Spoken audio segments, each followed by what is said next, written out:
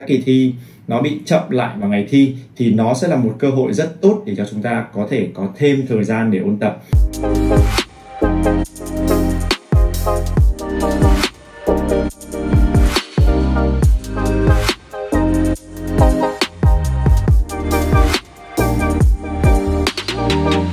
Xin chào các bạn, chào mừng các bạn quay trở lại với Happy Math. Và trong cái phần video này nó sẽ không phải là một video dạy về kiến thức, mà nó sẽ là một cái phần chia sẻ của cá nhân mình về một vài cái tình huống, một vài cái sự kiện mà các bạn đã được cập nhật cho đến thời điểm ngày hôm nay. Thì như các bạn đã biết là với cái tình hình dịch bệnh phức tạp thì chúng ta sẽ phải hoãn lại các kỳ thi của SAT, các cái kỳ thi của IB hay là A-Level nó sẽ được chuyển sang một cái thời gian thi khác. Có lẽ nó sẽ không diễn ra vào tháng 5 và tháng 6 nữa. Thì trong cái thời gian từ trước đến nay, trước cái ngày hôm nay khi mà video này được public ra thì đã có rất nhiều các bạn học sinh đang theo học của các trường quốc tế đã được chuyển sang một cách thức học rất là thông minh, đó là cách học về online. Và các bạn được học qua Google Drive, Google Skype hoặc là Classroom thì cái việc học của các bạn vẫn diễn ra rất là tốt. Tuy nhiên thì với những bạn nào mà đang ở cái trạng thái cuối cấp như là kỳ thi của IELTS sẽ phải thi vào phải vào giữa năm nay, hoặc là những bạn nào phải thi về A-Level hay là IB thì đã có những thông tin là cái lịch thi nó sẽ được hoãn lại, không diễn ra vào cái thời gian như dự kiến nữa. Bởi vì khi mà tổ chức các hình thức thi như vậy thì các bạn sẽ phải tập trung vào một cái khu vực mà nó khá là đông và nguy cơ bị lây nhiễm bệnh nó sẽ khá là cao. Thế thì trước những cái thông tin như là một vài trường đại học của Mỹ sẽ phải tạm thời đóng cửa, hoặc là các cái kỳ thi của SAT sẽ phải được delay, bị hoãn lại và chuyển sang một cái phần khác, thì với nhiều bạn học sinh các bạn sẽ bị hiểu lầm rằng đây sẽ là một thông tin mà các bạn sẽ có thêm nhiều thời gian để chơi, các bạn sẽ có thêm thời gian để đi du lịch. Như là một vài bạn học sinh của mình đang dạy ở Mỹ chẳng hạn, thì đợt này gọi điện thoại lúc mà ngồi học thì toàn thấy bảo em đang ở Boston, em đang ở New York, em ở Cali rồi, đi chơi rất là nhiều. Có một cái này mình muốn chia sẻ với các bạn là như một lời warning thôi. Nếu như ở thời điểm hiện tại chúng ta coi đây là một cái dịp để mình đi chơi nhiều thì sau này nó sẽ là một cái rất bất lợi cho các bạn khi mà các bạn đi học lại. Khi mà kỳ thi của SAT nó bị hoãn lại hoặc là các kỳ thi nó bị chậm lại vào ngày thi thì nó sẽ là một cơ hội rất tốt để cho chúng ta có thể có thêm thời gian để ôn tập. Những bạn nào mà đang ở mức độ tốt, trình độ tốt thì các bạn ấy có thể chuyển sang cái việc là luyện đề thi ngay từ bây giờ. Nhưng với những bạn nào mà đang ở trình độ mà mình cảm thấy là bài thi mình làm chưa được chắc chắn lắm thì đây sẽ là một cơ hội để các bạn có thêm thời gian luyện tập lại những cái chủ đề mà các bạn đang cảm thấy là kém. Cái khó đối với các bạn học sinh mà đang học ở trường quốc tế hoặc là du học sinh là ở với tầm tuổi này của các bạn thì các bạn vẫn tìm một cái lý do nào đó để các bạn có thể chơi được nhiều hơn. Và mình cá nhân quan điểm của mình thì mình sẽ không đánh giá cái đó, và mình thấy cái đấy là rất là bình thường. Tuy nhiên thì trong khoảng thời gian mà các bạn đang chơi rất là nhiều thì chúng ta có thể duy trì một cái thói quen là dành khoảng từ 2 đến 3 tiếng một ngày để mình luyện tập một cái môn học nào đó các bạn chưa giỏi, một cái học phần nào đấy các bạn chưa tốt, và để luyện một cái đề thi mà các bạn muốn đạt được điểm cao hơn. Thì những cái mục tiêu đó nếu như các bạn làm một ngày khoảng 2-3 tiếng thôi, và tất cả các bạn bè xung quanh của các bạn đang chơi rất là nhiều, đang lợi dụng cái việc nghỉ về cái dịch này để các bạn đi chơi, thì các bạn có thể chuyển sang một trạng thái học. Và mình học không quá nhiều, một ngày 2 đến 3 tiếng. Các bạn vẫn có thời gian để chơi buổi sáng, chơi buổi chiều và chơi buổi tối. Buổi sáng mình học khoảng tiếng rưỡi, buổi chiều mình học tiếng rưỡi, hoặc là mình làm theo hình thức là ngược lại. Thì mỗi một ngày trôi qua các bạn cũng đã có được một phần kiến thức được chắc chắn hơn rồi. Và nếu như cái kỳ thi đó có lịch cụ thể và cái việc mà dịch bệnh này nó hoàn toàn chấm dứt thì các bạn đã có thêm thời gian để luyện tập và sẵn sàng cho kỳ thi này được tốt hơn rất là nhiều. Các bạn nào mà đang luyện đề thi sẽ có tự tin hơn vào đề thi. Các bạn nào mà đang yếu một vài mảng thì tận dụng cái thời gian này để xử lý những cái vài mảng những thông tin đó, vài cái mảng học phần mà các bạn đã bị kém đấy, thì nó sẽ là một cái cơ hội rất là tốt với các bạn. Nhưng cái này thì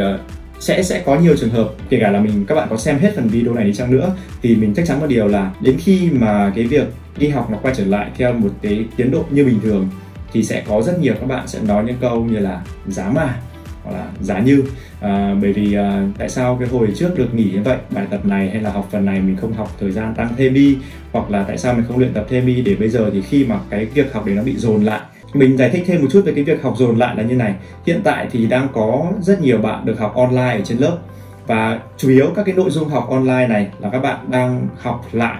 được làm bài tập lại những cái học phần mà ở trước đó các bạn được học. Còn nếu như nó là một cái học phần mới hoàn toàn thì khá là ít giáo viên để dạy cho các bạn xem là cái học phần mới này, cái chủ đề mới này được học bắt đầu như thế nào. Bởi vì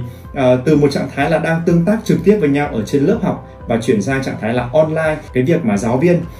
theo sát được học sinh xem học sinh có hiểu bài hay không thì nó sẽ là một cái phạm vi nó hoàn toàn khác nhau. Và đôi khi có bạn sẽ hiểu rất là nhanh, học online có bạn sẽ hiểu rất là nhanh, nhưng có bạn sẽ không hiểu được phần đó. Và nếu như càng không hiểu phần này thì cái bài tập đằng sau sẽ càng khó để làm. Cho nên với hình thức học online thì các trường hiện nay đang đưa ra để thực hành dạy cho các bạn thì đa số là để ôn lại bài tập cũ và hạn chế những cái bài tập mới, với một cái hy vọng là cái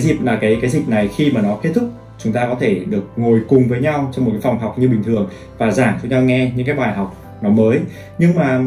biết bao giờ thì cái dịch này nó sẽ chấm dứt và khi nào các bạn sẽ được quay trở lại bình thường đây. Vậy thì các bạn sẽ nên là người chủ động tham gia cái việc học đấy ngay từ bây giờ.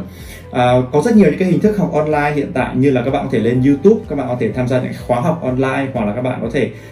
gọi điện thoại cho những bạn bè thân quen của mình để hỏi những cái phần đó. Thì mình không nhất thiết là phải phụ thuộc vào cái thời gian là học ở trên trường. Mình học một phần, một ngày, một ít thôi, nhưng mà cái thời gian học đó sẽ là cái để giúp các bạn tiết kiệm được thời gian sau này, khi mà cái việc học nó quay trở lại, các bạn sẽ không bị hoảng loạn nữa. Cái việc học dồn ấy nó sẽ diễn ra là như này. Kết thúc cái việc dịch này thì rất nhiều các cái chủ đề mới, các cái topic mới sẽ được học dồn lại. Thay vì là học 6 tháng, các bạn chỉ được học trong vòng 3 tháng mà thôi.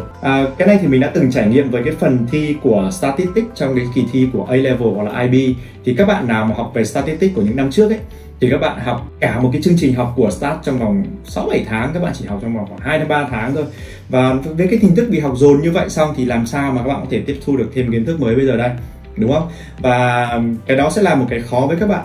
Và đến lúc mà cái thời gian đó vừa phải học kiến thức mới và vừa phải ôn lại kiến thức cũ, các bạn sẽ thấy rằng cái khoảng thời gian hiện tại đây sẽ là cái cứu cánh cho các bạn sau này khi mà các bạn bắt đầu vào các kỳ thi. Với những bạn học sinh nào mà đang học ở trường quốc tế với cái chương trình bình thường và chưa phải thi tốt nghiệp trong năm nay, chưa phải là năm thứ 2 của IELTS, chưa phải là năm thứ 2 của A-Level hoặc là IB, thì các bạn nên duy trì cái việc học online ở trên trường các bạn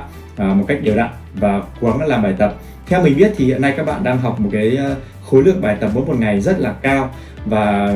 có nhiều bạn không kịp hoàn thành deadline cho các vị giáo viên, thì các bạn nên cố gắng thay đổi một chút, hãy hoàn thành bài tập đó đi, vì nó sẽ tiết kiệm cho các bạn thời gian rất nhiều sau này khi mà các bạn học lại. Còn với những bạn nào đã cuối cấp rồi, đã chuẩn bị phải thi rồi, thì đừng nên tranh thủ cái thời gian này để mà đi chơi. Hãy duy trì một cái việc học với nó, để sau này khi mà cái việc học nó quay trở lại bình thường, chúng ta sẽ không có một cảm giác là quá nuối tiếc vì đợt trước nghỉ như vậy tại sao không cố học đi. Khi mà các bạn đã cầm một cái bằng của IELTS trong tay, điểm A sao, các bạn cầm được một cái bằng đỗ đại học của A-Level hoặc là IB, một cái điểm thật là tốt, điểm 7/7 hoặc là điểm A, thì các bạn có thể đi chơi thoải mái. Và với cái trạng thái đó, các bạn đi chơi nó còn vô tư hơn bây giờ rất là nhiều. Bây giờ đôi khi đi chơi xong lại còn phải lo chết rồi, bao giờ kỳ thi này nó bắt đầu mới diễn ra, cái này lại có thêm thời gian để ôn thi rồi. Ok, thế là cứ thế mà thoải mái làm, nó không có chuyện như thế đâu. Hãy tận dụng cái thời gian này một cách triệt để các bạn có thể hạn chế được những cái khó khăn của các bạn sau này khi mà cái việc học nó quay trở lại bình thường nhé. Rồi, đó là cái thông tin mà mình muốn chia sẻ với các bạn, và rất mong là các bạn có thể thực hiện được những cái việc đó ngay từ bây giờ, để chúng ta sẽ có được một cái kỳ nghỉ mới của các bạn, một cái thời gian mới của các bạn nó hiệu quả, nó không xảy ra những cái chuyện đáng tiếc sau này. Ok, cảm ơn các bạn rất nhiều và hẹn gặp lại bạn ở các phần video chia sẻ tiếp theo của HappyMath. Bye bye.